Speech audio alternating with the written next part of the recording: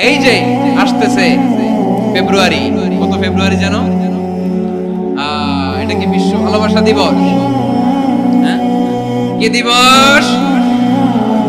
এই বিশ্ব ভালোবাসা দিবসের সাথে মুসলমানদের কোনো সম্পর্ক নাই। আমার প্রিয় ভাইরা, এই যে আপনি অবৈধ সম্পর্কে জড়ালেন, কেন আল্লাহ অশ্লীলতাকে হারাম করেছে দেখেন। বলতেছিলাম যে এটা আপনার নাসাল, আপনার জেনারেশন, আপনার লিনিয়েজ, আপনার বংশকে প্রিজার্ভ করা। কে কার বাবা, কে কার মা, বাবা মা জানা, প্রজন্মকে প্রিজার্ভ করা, এটা ইসলাম ওয়াজিব করে দিয়েছে।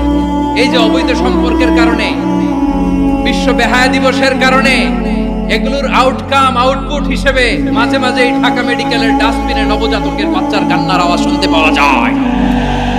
চট্টগ্রাম মেডিকেলের ডাস্টবিনে নবজাতকের কান্না শুনতে পাওয়া যায়। বীর চট্টলার মুসলমানেরা বুঝতে পারলে আওয়াজ করে বলেন, এই যে চট্টগ্রাম মেডিকেলে যে নবজাতকটা পাওয়া গেল, ওর বাবাকে আমাকে বলেন, ওর মাকে, ও কোন ফ্যামিলির সন্তান কেউ জানে? আপনি হিউম্যান ডিগনিটিকে অপমান করেছেন না? আপনি তার ভবিষ্যৎকে অন্ধকার করেছেন না? আপনি তার লিনিয়েজকে প্রশ্নবিদ্ধ করে দিয়েছেন না? এই জন্য আল্লাহ তাআলা অশ্লীলতাকে আমাদের জন্য হারাম করে দিয়েছেন। সুবহানাল্লাহ।